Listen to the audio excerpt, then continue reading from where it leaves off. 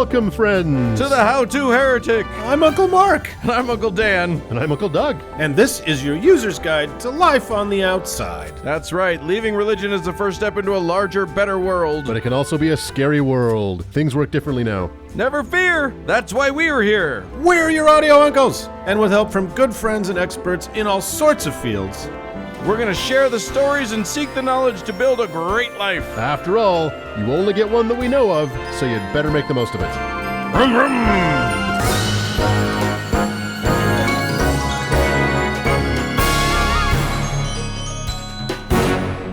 Hey guys. Well, hi. How's it going? How's it going? Oh, super good. Hey, great news. Yeah? Episode 95, hot and fresh. Holy shit. Ooh. Episode 95. Some lovin' from the oven. Brought to us by the Yarn Barn. Ooh. Oh, terrific. Yeah, new sponsor. I know For they've been... all your knitting needs, we're people don't know that we, your uncles, are knitting freaks. Every time we record, all we're doing is knitting. Yeah. We're Yeah, not you even can paying hear it, attention. just clickety-click. I don't even know what you guys are saying because I'm purling twice and knitting once. It's ridiculous. And what better time to make a luxurious sweater than the dog days of summer, huh, fellas? Yes, indeed. Well, we won't let all that knitting get in the way of a good show this week. I'm going to talk about a colony where you could find some dignity. And Yes. please don't go there. And I'm going to talk about another cult, a little bit further back in history. Yeah, goodness gracious. It's an oldie but a goodie. But it's one of ours. It's an us cult. Yeah. So Fair warning, there will be a naked man in a bathtub. It'll all make sense.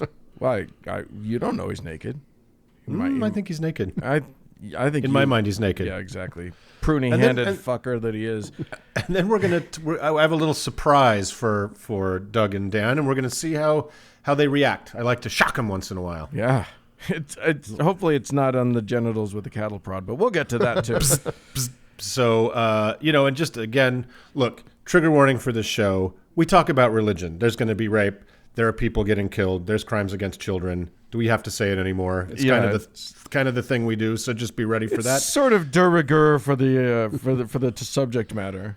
Yeah, it's the comedy. It's the comedy we mine. So let's move on. Enjoy the show. Episode 95. Here it comes.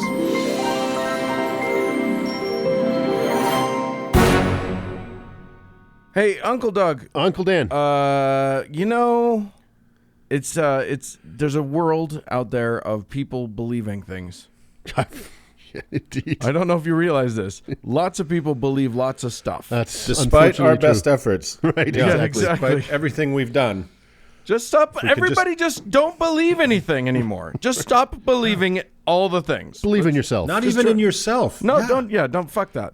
We don't need, just don't believe. Just wander around the world with no connection to anything. And and then the Buddhists win. I don't know. That's the future that humanists want, right? It's just a total disconnection from everything. So Yes, exactly.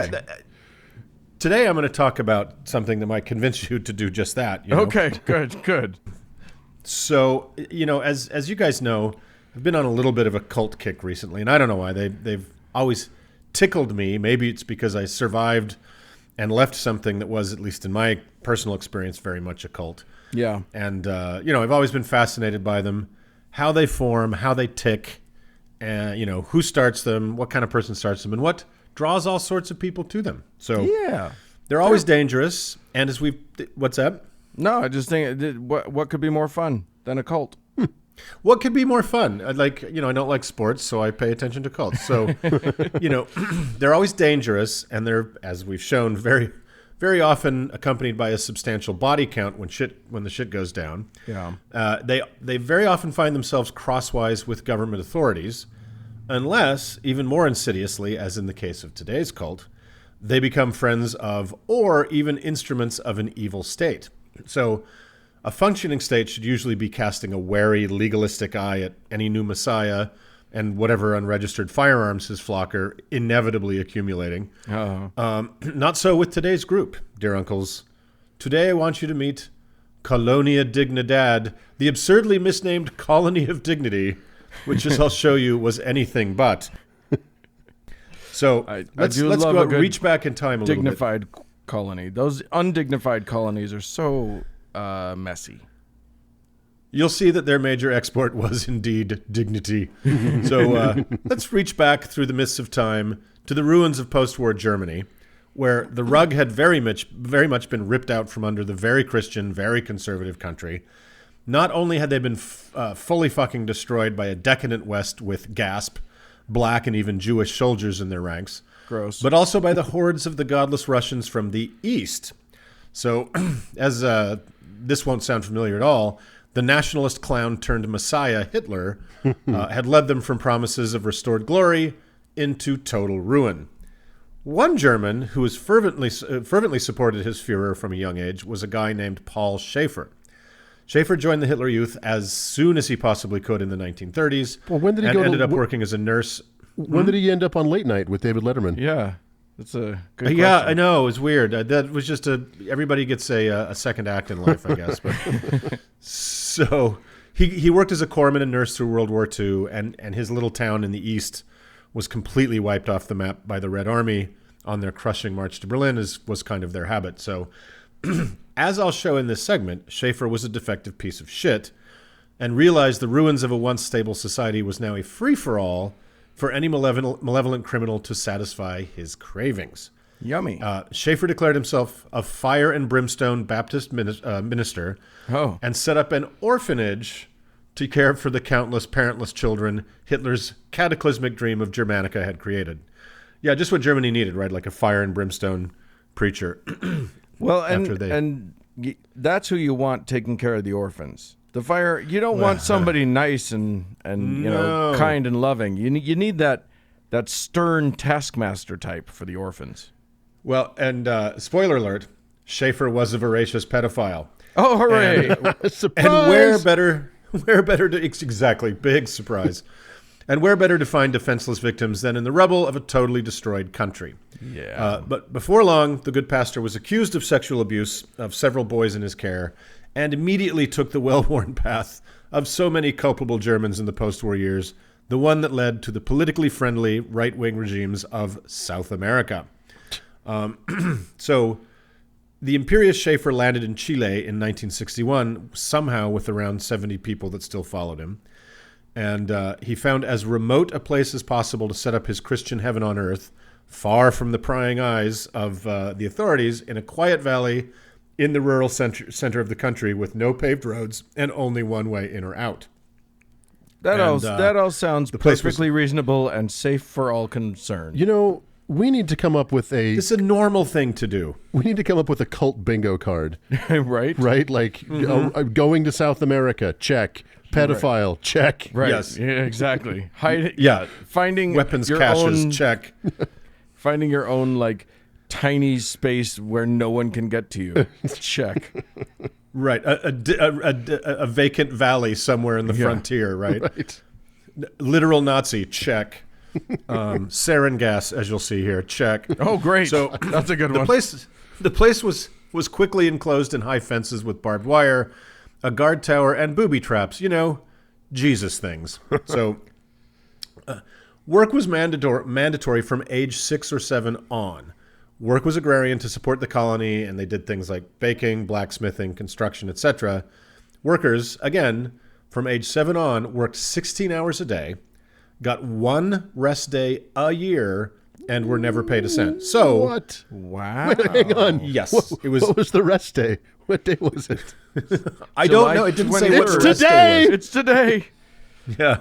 So essentially slavery. Yeah. Right? That's what that is. Imagine the magnitude of their Monday, right? Oh, fuck. back to work.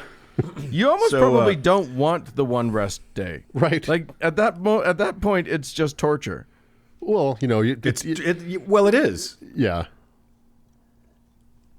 I mean, the cruelty is the point, which is, again, reflected in our own society more and more. But Although I do have to say, I will say it gets this. crazier. One of the nice things about this cult, because we talk about all the similarities between all the cults, have we had a cult that's had blacksmithing before? I say thee nay. That's the first. Well, and that's a good point. Specifically mentioned, probably not. So it gets weirder. Marriages were dissolved upon entry. Babies were taken from their mothers at birth. and raised in a communal nursery by other women. Children had no idea who their parents were, and parents were very much encouraged to forget who their children were. And despite Schaefer's sexual proclivities, he did everything possible to drive any sexual impulse or desire out of his flock.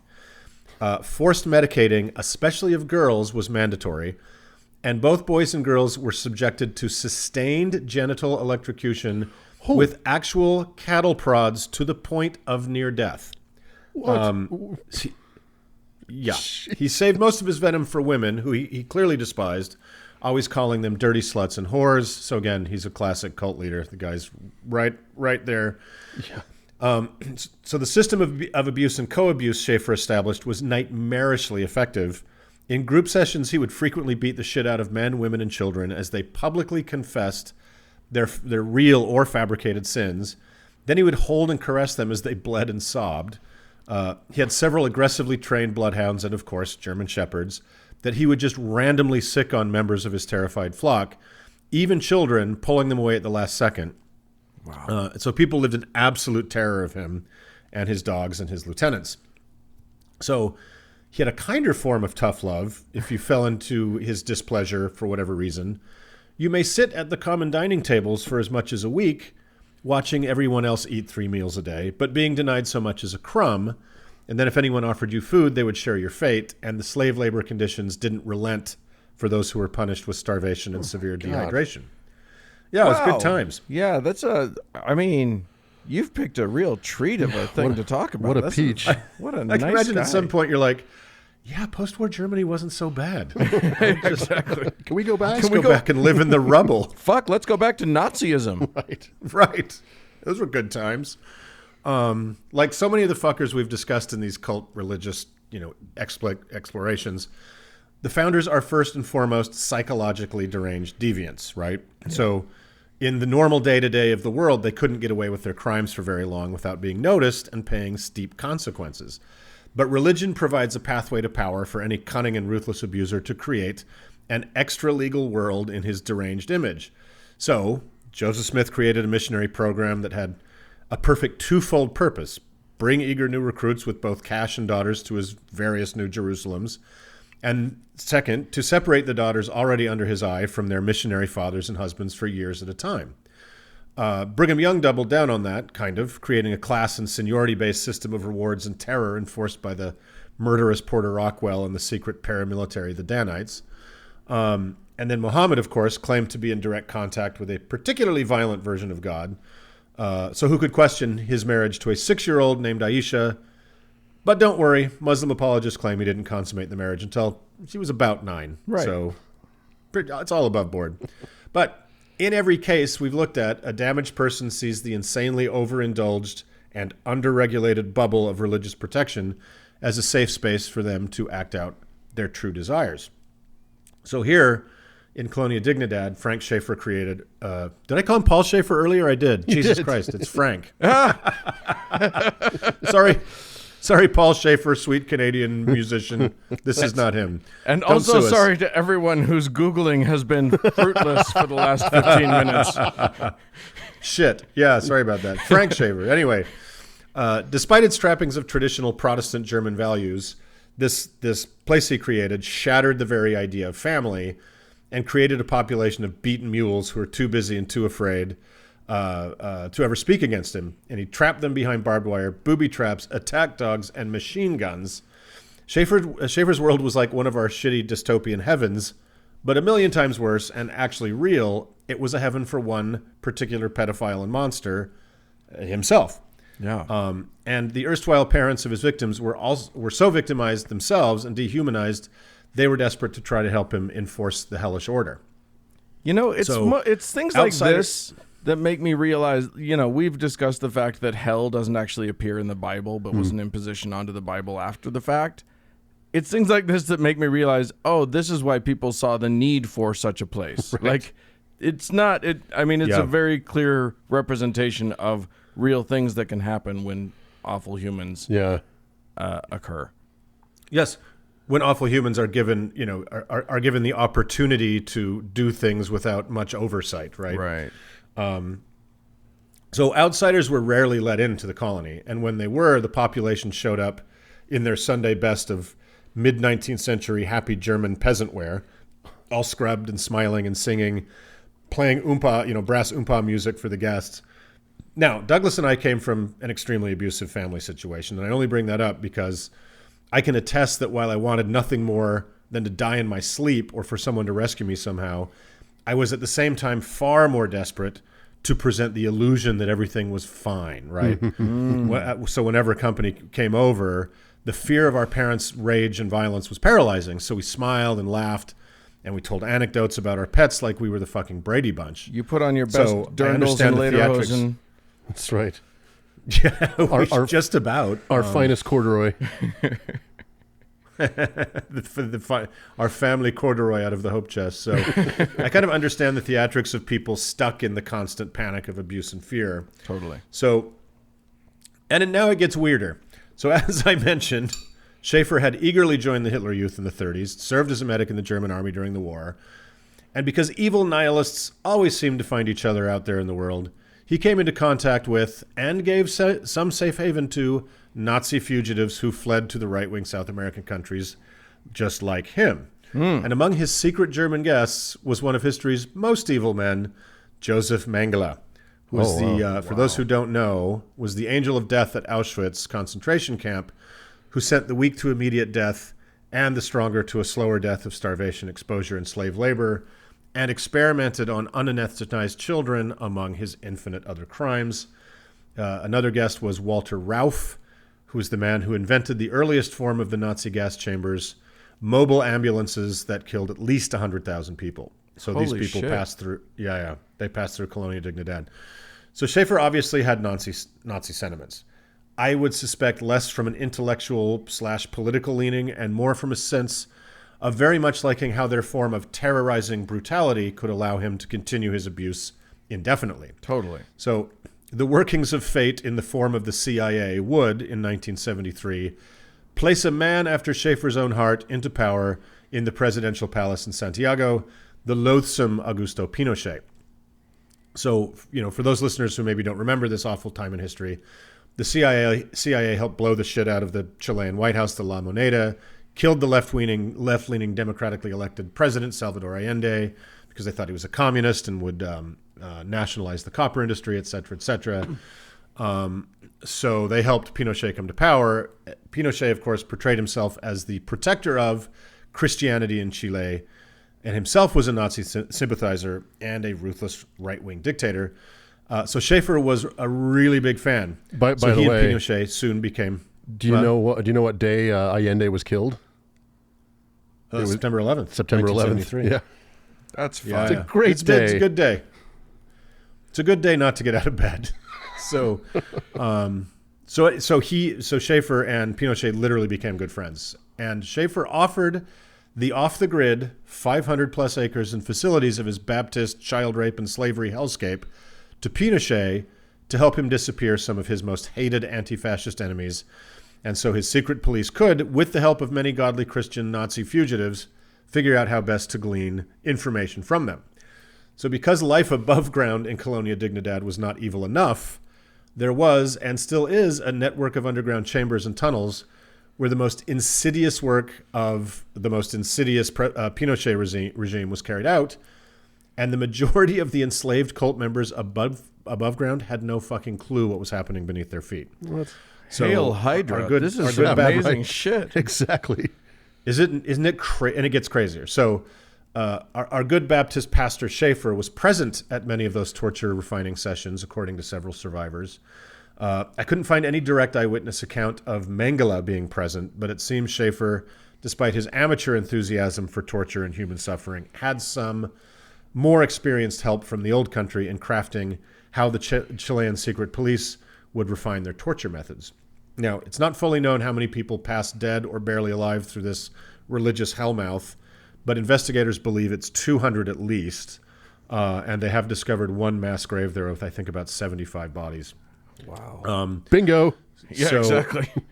Yeah. Yep. There. Check. So Paul Schaefer made a fatal error in the late 80s. Called him Paul again. His seething hatred of women. What's that? Did I call him Paul? Yeah. I got to look it up. He might be Paul. I've confused myself. Please don't. Please don't sue us. So don't sue us, whichever one I got wrong. Right. So anyway, he made a fatal error in the 80s. His seething hatred of women and his barbaric attempts not only to suppress the sexual impulses of his flock, but to ban any and all romantic or familial longings in them, coupled with a drought of German immigrants because life in Germany had gotten better, meant the supply of preteen boys he preyed upon was running out. So in desperation, he opened the prison gates to impoverished local Chileans who were eager to take advantage of the school, the quote-unquote hospital, etc., that existed in this little slice of Germany. The problem was the children who came had established family ties, unlike the ones that he had been preying on, right? And they knew that their actual who their actual parents were, and that they could turn to them if something was up. So one brave 12-year-old victim of Schaefer's rape went to his mother, who bravely went to Santiago to find help, which she did, and it all started to come undone. So in 1990, Pinochet's 17-year reign of terror ended. Not really fully, as part of the deal of him leaving power was he was named senator for life and head of the armed forces for life. So he still held, enough power to keep himself out of jail. But the government at long last began to investigate Colonia Dignidad. Schaefer fled Chile as 25 former cult members came forward with sexual abuse allegations. Like I was saying, the great Christian prophet Schaefer did what so many of God's mouthpieces do when challenged. He ran like a fucking thief in the night and disappeared.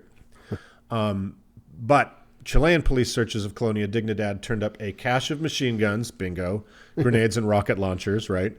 And it was discovered they had labs for creating chemical and biological weapons, bingo, even the deadly sarin nerve gas, because, as listeners well know, these things are commanded in the Book of Armaments. So it's an old atheist saw to say that religion is behind every war and bad thing that ever happened in the world. It's also not exactly true. Certainly not 100% of the time. I'd venture maybe 80% of the time, if I'm being honest. Certainly in the case of the Chilean murder regime of Pinochet and the hellish secret rape and torture camp of Schaefer, it was absolutely the case. By the way, so a tiny bit of justice. Yeah. Sorry, don't mean I've looked it up. It is Paul. We're dealing with Paul Schaefer Schneider, but he went by Paul Schaefer. Cody, fix all that. Yeah. So in a tiny bit of justice, Schaefer Schneider was found and immediately extradited from Argentina, a country with its own long history of Nazi sympathies and church-backed mass political murder, and was sentenced to a mercifully short 20 years in prison. He died after just 5 in 2010. That's just 9 years ago. Wow. So there are hundreds of survivors of this nightmare still trying to put their lives back together and get some compensation. This isn't ancient history. It's a thing still going on today. And Colonia Dignidad still exists, but now as Via Bavaria. That's right, fellas. It's a lovely little German-style town for tourists to visit and have some schnitzel and beer, or maybe stay a night in the modest hotel.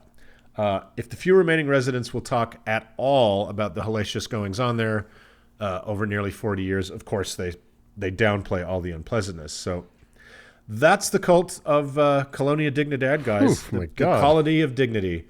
Damn. If you think it can't happen here or now, I would just say, look at those pictures of America's highest-ranking and most pious ever Christian, Vice President Mike Pence, staring with disdain at cages crammed with people fleeing poverty and violence.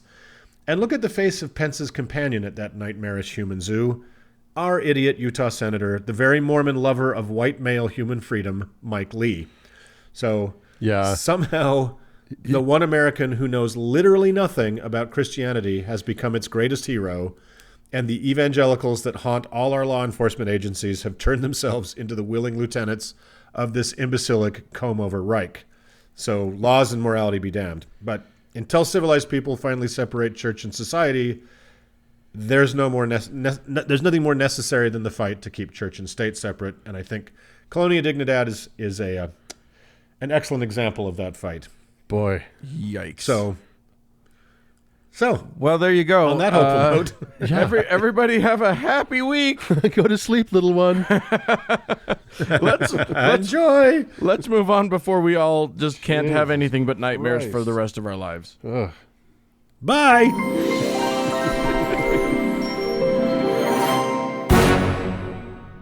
Well, Dan. What? I guess we have become fully the weekly Cult Watch report. Cult talk. I'm terrified right now. You just scared the bejesus out of me. Cult and now Conversations with the Uncles 3. It's Cultversations. I feel like we need more. I feel like we need more. I figured since Uncle Mark was going to talk about a cult with European origins, I would do him one better. All right, fucker. Yeah. It's one-upmanship. We'll see. We'll see. The jury's out on this one. Yeah, we're going to do a listener poll, and one uncle will die. I just did one. I won. So, dear uncles, one of the duties of being an atheist is having to hear the same criticisms from religious people over and over and over. Oh, well, it's a small price to pay for being right. We think. One of the criticisms you will hear and no doubt have heard over and over is that when atheism has been tried on a national level, it has always failed. Not only has it failed, but it's turned out some of the most evil and deadly regimes in world history. The Soviet Union, Fascist Germany, Communist China, Pol Pot's Cambodia, North Korea, Jimmy Carter. Yeah. All of these were, quote unquote, atheist regimes, and look how all that turned out. I have to disagree with you on the Germany thing, because fascist Germany was well, here's the thing, ostensibly Christian. Here's the thing: is this is an apologetic that's thrown at us, is that these were atheist regimes, right? I know. I'm just saying we shouldn't participate in their apologetic. And as we've discussed ad nauseum on this podcast, and what has been coined by me right now as Uncle Doug's first rule of apologetics, the popularity of an apologetic is in direct proportion to its weakness. So the truth is, of course, that all the aforementioned regimes were the most religious regimes in world history. It just wasn't Christianity, Islam, or Buddhism. Well, right. No, okay. I mean, I know that Nazi belt buckle said "Gott mit uns." Yeah, God is with us. I mean, it's demonstrably false that these were, like Germany wasn't even close to an atheistic regime. But these other countries, if anything, this apologetic is its own worst enemy, because if anything, Hitler, Pol Pot, Lenin, Mao Zedong, Kim Il-sung, they all saw the power of religious fanaticism and used it to forge their own state-centered cults. Okay. I see where you're going. Yeah. God, they were just simply replace God with themselves. They didn't get rid of the idea of God. I mean, the closest thing maybe now is, China's policy, atheistic policy, where nobody's quite looked at, right. President Xi isn't really looked at as a god, right? Right. But Uncle Mark, you and I were once upon a time were traveling in the Soviet Union, and I remember seeing billboards around Leningrad at the time. We were there for Bernie's honeymoon. We were there to enjoy that magical time. What a time! Yeah. There were billboards around Leningrad that had the visage of Lenin and the words in Russian, obviously: "Lenin lived, Lenin lives, Lenin will live." Yeah. It was. These are highly religious societies. And no matter how many times you point out the inherent weakness of this apologetic, you are guaranteed to hear it again, oftentimes from the same person. Such is the popularity of this apologetic. What's crazy is there is an instance in history where what people are wrongly claiming about a country trying to impose atheism on the populace actually happened and failed spectacularly. Today I want to talk about the cult of reason. Whoa. This was a very short-lived experiment in true state-sanctioned atheism that we would all have heard of if it were not a small chapter in the much larger and insane narrative of the French Revolution. So you know what? It was a bit of a crazy time, but at the end of the day, nobody got hurt. That's right. It was the best of times. It was the blurst of times. Yeah. Like anyone who's read A Tale of Two Cities or Les Miserables knows the French Revolution is a complex, messy, and violent period of time. The fact that we sometimes think of the French as cheese-eating surrender monkeys is possibly one of the most historically inaccurate caricatures possible. They do eat cheese. They do eat cheese. Can I just say they definitely eat cheese? If you factor in the French Revolution, the Napoleonic Wars, World War I, and the colonial period, The French are quite possibly the most warlike, violent, and bloodthirsty culture in the history of the world. Do you know what? I looked up a map. There's this great site. I can't remember what it's called, but it's got all these amazing history maps. And one of them was countries attacked by France. And it was all of them. Like literally, like Greenland. I'm like, when the fuck did France attack Greenland? Yeah, but you know why they escaped our scrutinous eyes thinking of them as violent? Fancy shoes. They always had such fancy buckles on their shoes. We all just assumed they couldn't possibly be violent. That's why we think the Dutch are such nice people. But yeah, they were a hyper aggressive nation. And so the revolution itself is pretty complex, and it's too complex to suss out here. But just for a little context, in the late 1700s, the starving, poor, and overtaxed populace of France became a bit fed up with their lot in life, especially in contrast to the lavish lifestyle of their king, Louis XVI, and his Austrian wife, Marie Antoinette, the Ivanka Trump of her time. So the populace revolted, and let's just say they took things a bit too far. One might say they lost their heads, which would be a very accurate description. The two most notable contributions from the revolution... A lot of really nice wigs got ruined. That's right. Leave it at that. Two of the most prominent contributions from the revolution were putting heads on pikes and the guillotine. By the end of the madness that was the revolution, some 40,000 people had been sent to the guillotine. Holy shit. Yeah, wow. That mess alone is hard to comprehend. 40,000. 40,000. Sheesh. So, let me tell you something. It was a good time to be in the manufacture/repair of guillotine business. The knife sharpener trade blew up. Wow. Among many others, some of the leading lights of the revolution were Maximilien Robespierre, Jean-Paul Marat, and Antoine Francois Montmoreau. There's tons of other characters in this narrative. That fucking guy. Marat, by the way, had a skin condition that relegated him to a bathtub. Was that him? I thought that was Robespierre. No, that was Marat. He wrote a revolutionary pamphlet called The Friend of the People that was as influential in France as Common Sense was in America. So, with the monarchy overthrown and Louise and Marie's heads in a basket, Montmoreau founded the Cult of Reason in 1792. So named, the Cult of Reason. Yeah. It's always a good sign when you put cult in your own name. Exactly. So the cult's stated purpose was to unseat the Catholic Church and replace faith with reason. When you hear Alex Jones and Pat Robertson fear-mongering about atheists taking over the country and imposing their philosophy on the people, they don't know it, but they're talking about the Cult of Reason. Huh. So this is the degree that this cult went to try and upset the religious apple cart. Priests who would not vow loyalty to the revolution were deported or killed, religious symbols were banned or destroyed, and churches, including Notre Dame, were converted to temples of reason. The altar in Notre Dame was removed, and an altar to liberty was installed with the inscription, "To Philosophy." Huh. Yeah. I'm interested. It's pretty interesting, I'm right? fascinated. This is not going to go well. A lot wasn't going well at the time.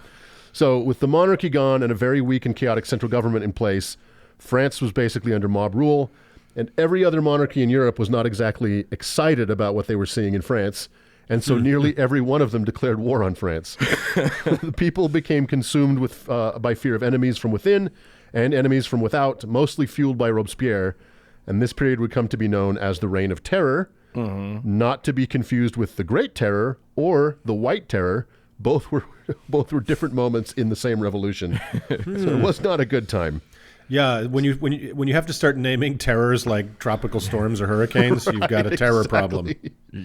Yeah, so eventually Jean-Paul Marat was assassinated in his tub, and idols of him in his tub were placed in temples of reason all over France. That is an image. That again? I'm enjoying the image. So Marat was killed in his tub. He was assassinated by a French woman. So they made little idols of him in his tub and put them all over the temples of reason all over France. Take that, James K. Polk. That's amazing. Was he the one that got stuck in the tub? One of our presidents got McKinley. stuck in It was McKinley? Who knows? Yeah, I think it's quite was possible. One of our fat presidents. I'm not body shaming, but I hate the current guy. I hope he gets stuck in a tub. That's all I'm saying.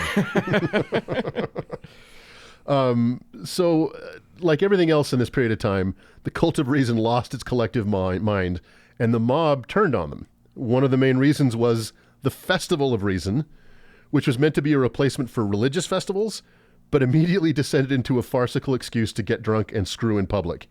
And the cult just completely lost its mind. So after just 1 year, Robespierre and his Jacobins replaced the cult of reason in 1794 with the cult of the Supreme Being, which was, it was a deistic cult, complete with its own festival of the Supreme Being, but it was mostly just a cult of personality around Robespierre, who had lost his mind by this time.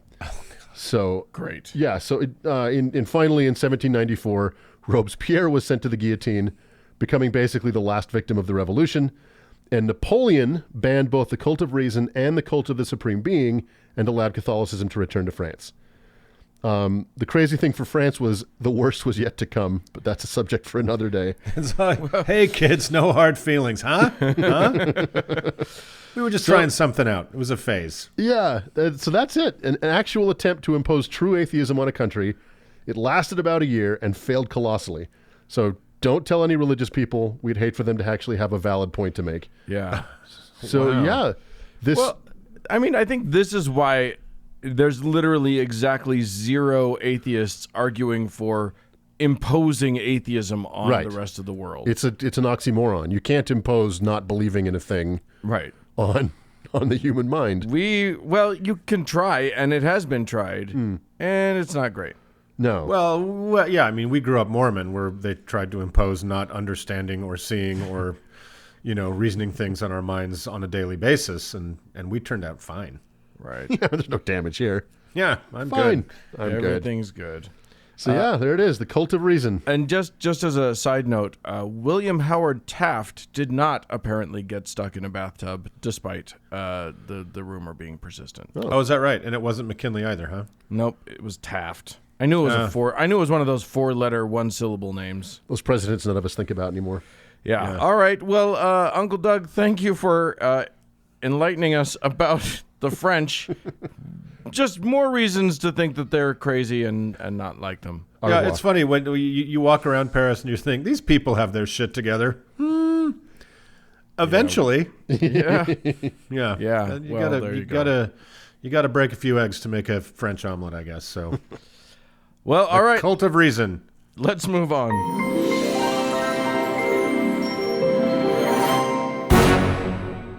Uncles, friends, Yes. we do this show. We put in the time, we put in the effort, and we are rewarded not by some actual yarn purveyor. That's just a joke that we do. Yeah, Big Yarn is not helping us out. We don't get a thin dime from Big Atheism either. Yeah, where are those guys? Anyway, what we do get is some thin dimes from some little atheists, and we love them very, very, very much. And we owe some thanks out in the world, and I'm going to give it now. Thanks so much to Kathleen, to Roger, and to Jose, who are our 3 big donors for this week. Thank you guys so much. Thanks, guys. And we need and Uncle Mark, what should these folks do if they're listening to us and suddenly feel the urge to give? Well, what you can do is go to our website, howtoheretic.com. There's a support us link. Click on that. That takes you to Patreon. When you get to where you can put in the numbers, just put a bowling ball on the zeros and just let it ride. Just go and go and go until the police come. Maybe hit a 1 before you do that. Or a 9. Sure. And then we'll sort it out legally later.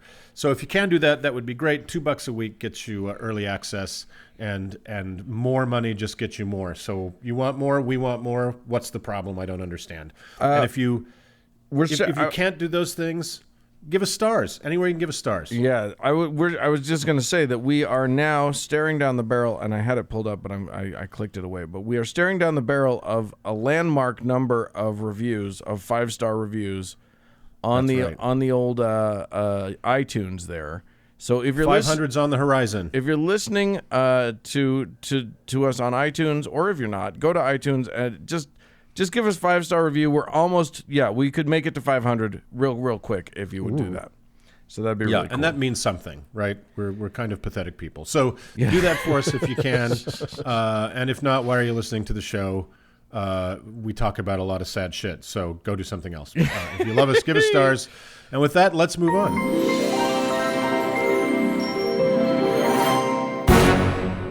I don't know what we're talking about, Uncle Doug. Welcome to my world. It's a day that ends with a Y, fuckers. Uncle Mark is going to make us say stuff, and I'm scared. He's going to put us in a corner. I'm scared. Well, don't be scared. I sometimes we do these how-tos and, talk about how to confront something in post-religious life and, whatever it is, drinking or square dancing or all the fun stuff. But I'm terrified of square dancing.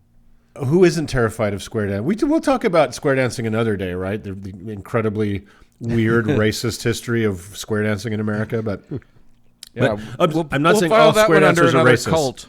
That's just another. It is kind of a cult. It comes from a Jew-hating cult, but we'll get there. Yeah. But this isn't so much a how-to, but this is something that I keep kind of confronting in the world and confronting online now that we're kind of, public atheists out there. And it's a fair question, and I have my own opinions about it, but I wanted to poll the room, see what you guys think, and have an open discussion about it. And the question is simply... The multiplicity of differing opinions that is these uncles three. You don't like olives, and I think that's fucked up. So that's true. Wait, what? I can't do it. Right? Ugh, I hate those things. That's what this is about. We're having a confrontation with Dan about his hatred of delicious olives. No. The devil's testicles. So the question is simply this. To atheists, what would it take for you to believe? Oh, wow. Yeah, I mean, that's a really... it sounds like an easy question. Like, it sounds like it's just a simple... What are the three factors that would need to happen for you to believe? But, like, it's much more complex than that, right? Because there's this whole thing of, like, well, believe what? Right. Because you could show me a man could descend from heaven and land at the Mount of Olives magically. But you hate olives. Yeah, you wouldn't even go because you you would hate doubt olives. that guy right off the bat. What's the Kalamata with you? Man, the puns are flying here, fellas. I thought of that, and then we went away from the olive thing. I'm like, shit, I can't use it. But you brought it back. You brought it back, Dan. All right. Fucking A. That's all right. such good timing. Let's That's what great improvisation is. It's just feeling it out, So anyway, this magic dude in front of me descends from the heavens, shows me scars on his hands and feet where he was crucified. I am convinced that there is magic there. Does that mean that Christianity is on its face, as it has been presented to me by other Christians, true? Because I gotta say, we've read that book. You would still have a mountain in front of you, right? Before so you could convince me that that's true. And if I saw that, the first thing I would do was check myself into a mental hospital to make sure, because what's the most likely scenario is I'm having an episode. Well, the most likely scenario is what are the whereabouts of Chris Angel Mind Freak, right? Because it's probably him, and I know Chris listens to the show, so Chris, we're not being dicks about this. You're amazing, but let's keep this. Let's keep for the moment the discussion to the Bible, right? The God of the Western idea of what God is and Jesus and that sort of shit, right? So, what would it take for that to be true to you, and for you to believe? And I guess I should also start out by saying, I use the term atheist for myself because it's kind of a nom de guerre. It's kind of my battle, my war paint. Right. But really, at the end of the day, I am an agnostic. Like, sure, it could happen, it could exist, but there's literally no evidence of any kind for it.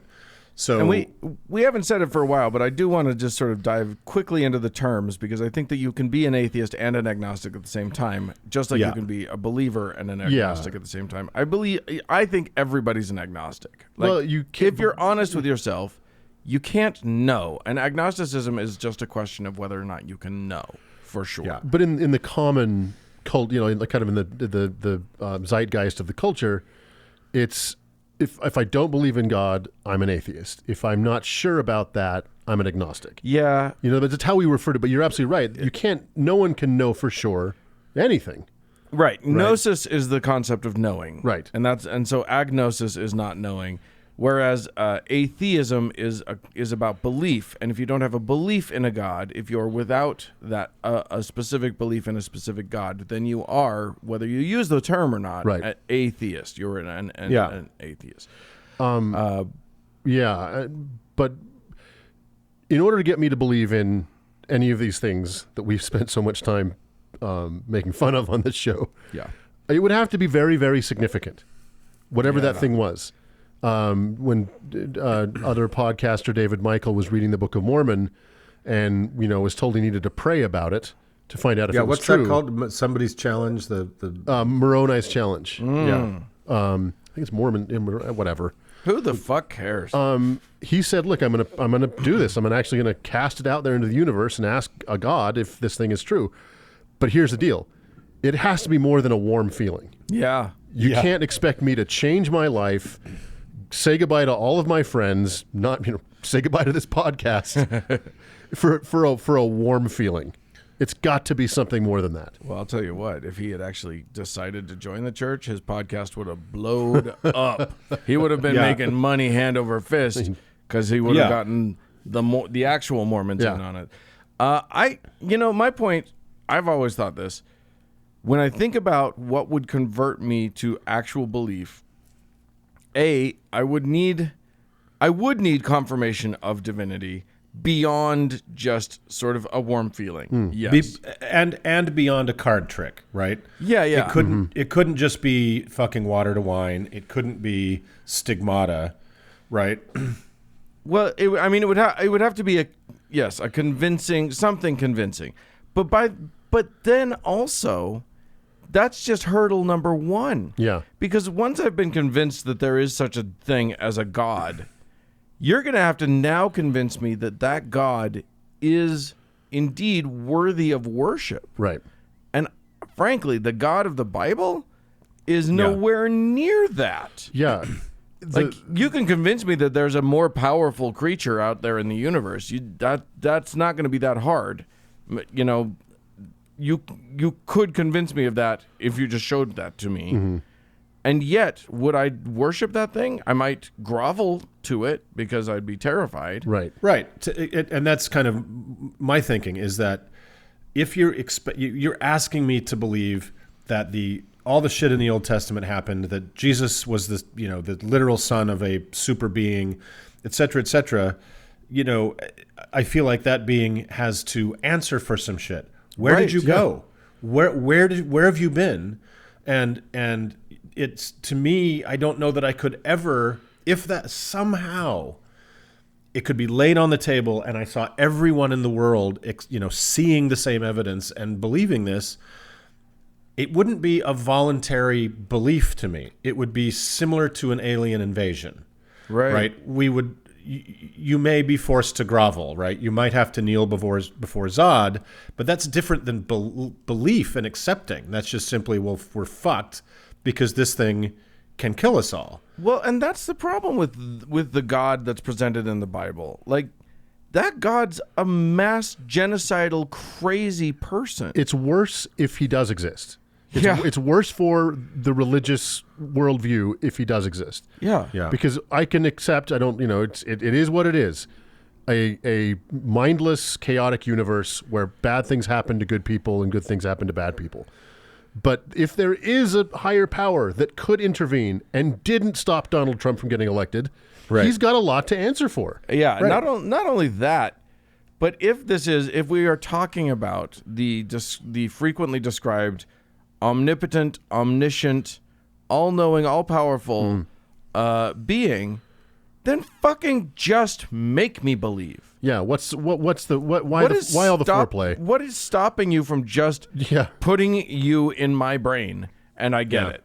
Like there is a whole bunch of foreplay or just What's the point? What are we doing here? messing around. What's going on, guy? Let's just make me be good. Otherwise, why would you program me to be bad and then punish me for it? Right. Right, and create again, if we're saying this is the God of the Bible, create this baffling series of tests, and hurdles you have to get across, and very unclear parables that really can kind of mean anything, and never show your face except to this weird backwater group of kind of wandering desert people on the fringe of the Roman Empire, and then never again. Yeah. Right. And what was the point of that? Like, why would you fuck with the creatures in your terrarium so insidiously, unless you were anything but a fucking psychopath? Now, the God of the Bible certainly could be a psychopath if we take the Bible at its word. He is, right? But or just indifferent to humanity. We certainly can't presume that God is an all-loving God. No. Like that would obviously be impossible, considering how many times that God promises that he loves his chosen people the most.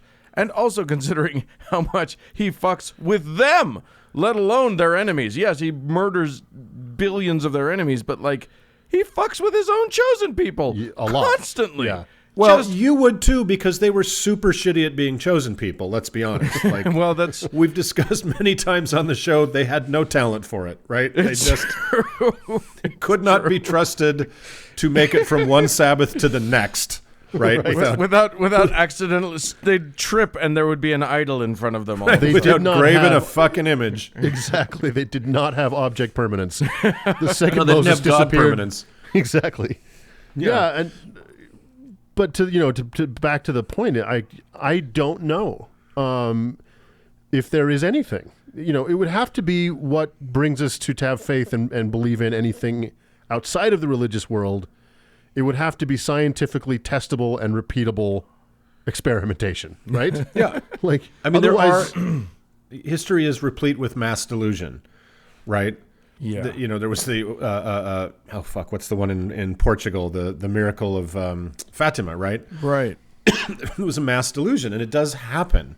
And so, a lot of people could feel like they witnessed a thing, or received some kind of information, but it is almost always, in the times that it can any proofs can be brought to bear or any scrutiny, it's something else. They forgot which way east was. Yeah, and that's exactly right. It would have to be something that could not be explained in any other way.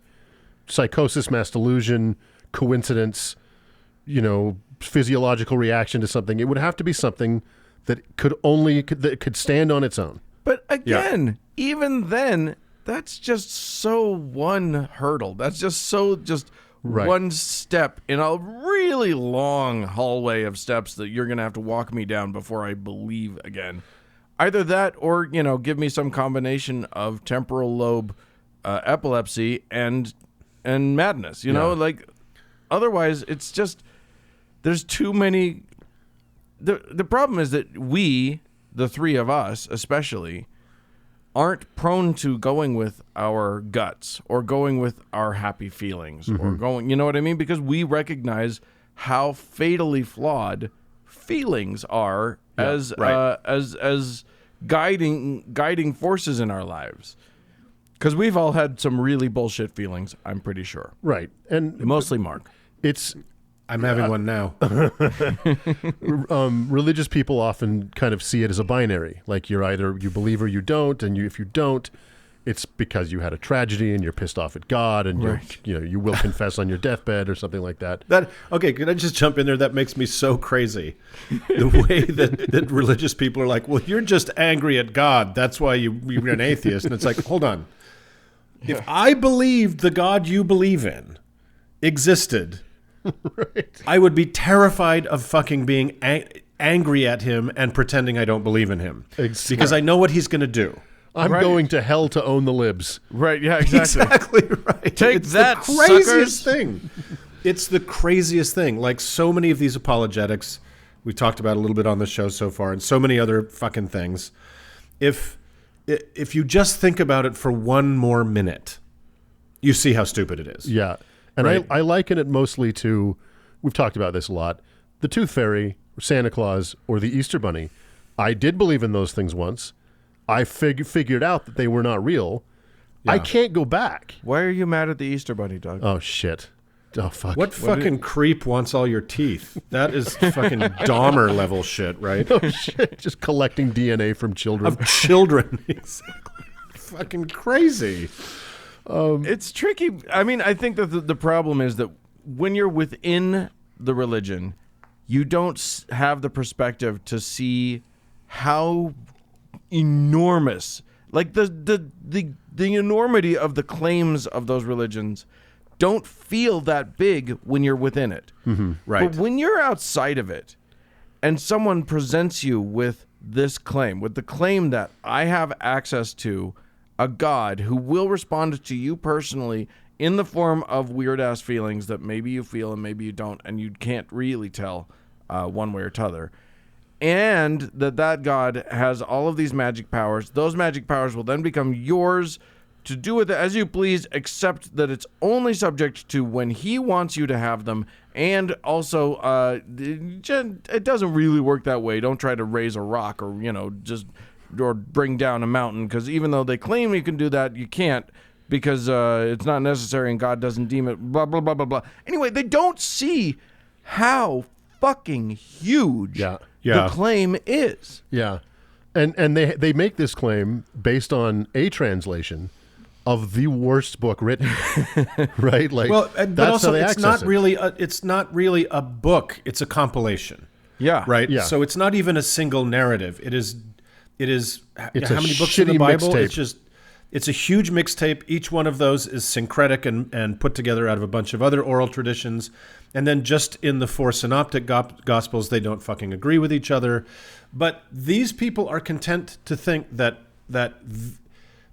I've laughed about this before, but when you think of, the Crab Nebula, why is that? Why? Why did he make that? Why did the god of this myopic god of this little place in this olden time do that? Yeah. Like, why?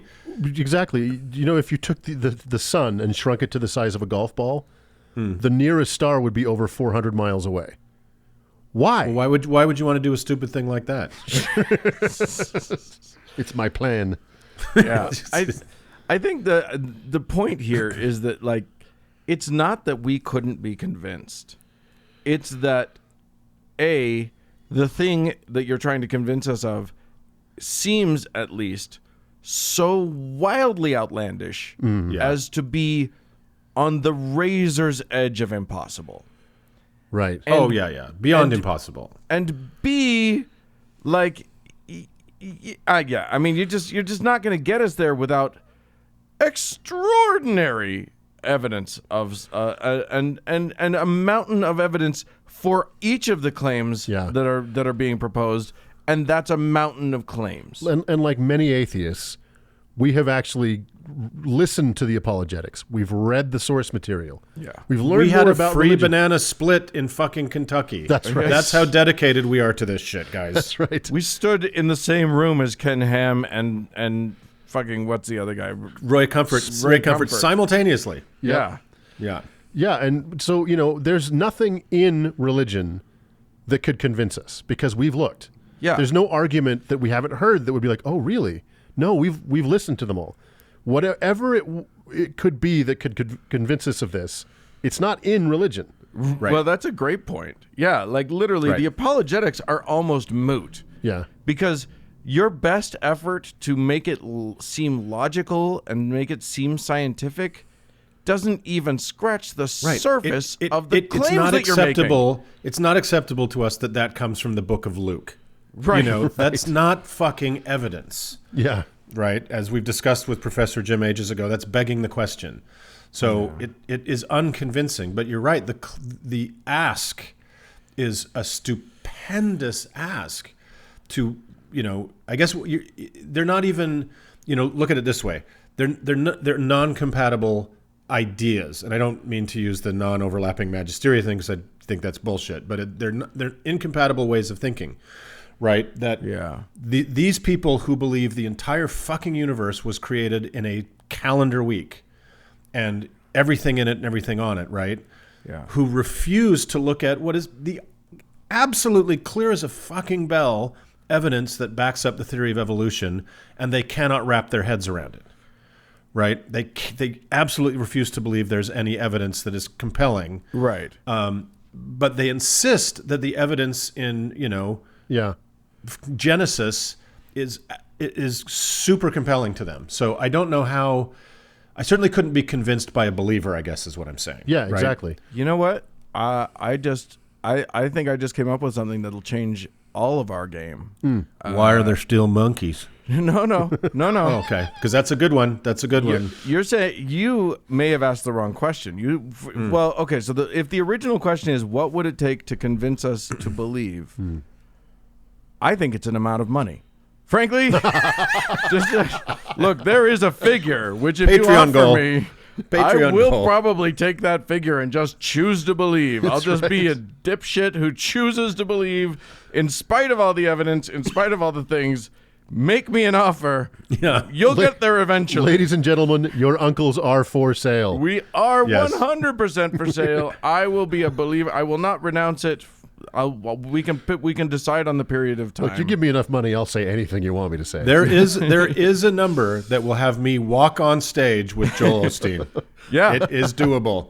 Exactly. That's Yeah. my point. So I think we've hit it. Your move, Ken Ham. We're ready. I don't think he's good for it, man. I don't think he's got that kind of dosh I'll tell you what. stashed in the ark anywhere. The deed to the Ark encounter would buy me. You give me that. Let me live there. I'm in for that party. I'm just going to stand there really still until people walk up close to me, and then I'll start moving. Well, Yeah, you have to grab their stand children. still in there because pterodactyls only see movement, right? Be very, very careful. Okay, my God. that's a perfect place to end this. There is a road to belief, That's right. It's paved with and gold. it means destroying Ken Ham's dream. So if you can hook us up, Christians, we'll fucking do it. we know you're listening. We will completely recant everything. That's right. Yes. So Dan All is now a right. believer. I get it. It's perfect. We solved this. I think we should move on. Let's do it.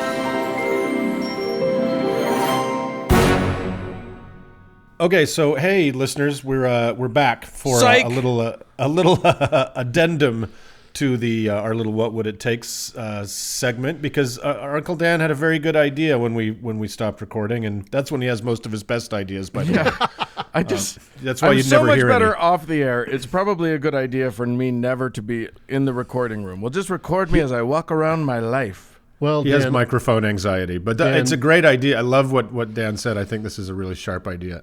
and I love all of Dan's ideas. Oh God! I do one more. Okay, well now we have to stop recording. No, The show's canceled. That's the You reason two we are came back. pitted against each other. Oh, Heyo! God. Okay, before we get into just olive jokes with Uncles Mark and Doug, we'll just here's what we were talking about. We were talking about we had mentioned how big what the ask actually is, because when a missionary from some cult or from some religion says, "Hey, will you just accept Jesus as your Lord and Savior?"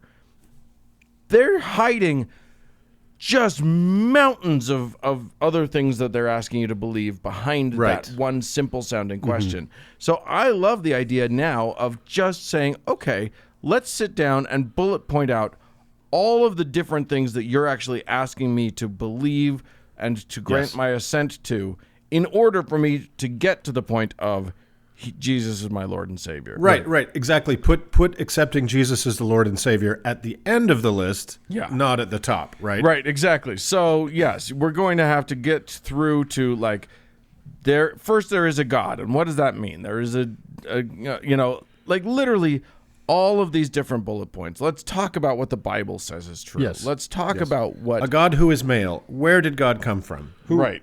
The origins of the universe, the how we came to be, Right. Everything that I have to now change about my life to make that belief valid. Right, exactly. Let's look, because as you pointed out off the air, you're asking me to believe in a universe that looks remarkably different than the one I think I'm living in. Right.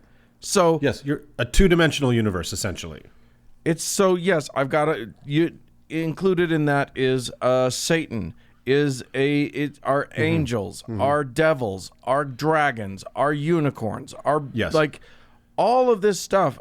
And look, I'm not saying I won't believe it, but I want to write down everything that you're asking me to believe in. Yeah.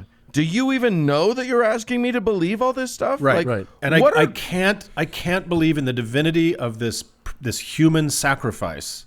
Right. That somehow forgave us, was killed in order to forgive us of our sins, yet we can still sin. But, the list could be endless. There's the historicity. You're asking me to accept that 8 people survived a flood in this stupid boat, and that the grandson of 2 of those people was Ramses II. Right. Or whatever. Who was the 200 and something pharaoh of Egypt. Yeah. Right. And I think you could literally sit down with someone with a legal pad and start writing this down, and you'd run out of lines. Yeah. Because that is what they're asking. Here is this one little bit of this insane iceberg that I want you to believe in. So, okay, let's talk about that. Yeah, let's go through the whole thing. And once we've got it all written down, once we've got, several, even if we don't have it all written down, let's just start with the first couple dozen things that you're asking me to believe. And we'll go point by point. And eventually maybe we'll make it to Jesus. But guess what? We won't. Right. We're not going to get anywhere near my Lord and Savior is Jesus Christ. Probably won't get out of the book of Genesis. Right, exactly. No. But we definitely won't make it to walking on water. We definitely won't make it to, we won't even make it to Exodus, because Red Sea parting, forget it. That should all, but that's what's being asked. You have to believe everything in that on that compendium of weird old folk tales in order for the Jesus thing to be true, because Jesus himself apparently confirmed all that, right? Right. So I think that's brilliant, and maybe guys, we should in coming weeks kind of start a little email chain and make a checklist. We each put 20 things on it, right? And we'll put it on the website. Just like here's what you've got to convince me is real before I can believe in the divinity of Jesus. Right. Yeah. Right. Yeah, something like that. All right. Smart move, Dan. We'll probably be back in a minute when Dan thinks of something else. Yeah, exactly. Well, I think I've exhausted my smart for the year. So there we go. Enjoy it, everybody. Let's move on.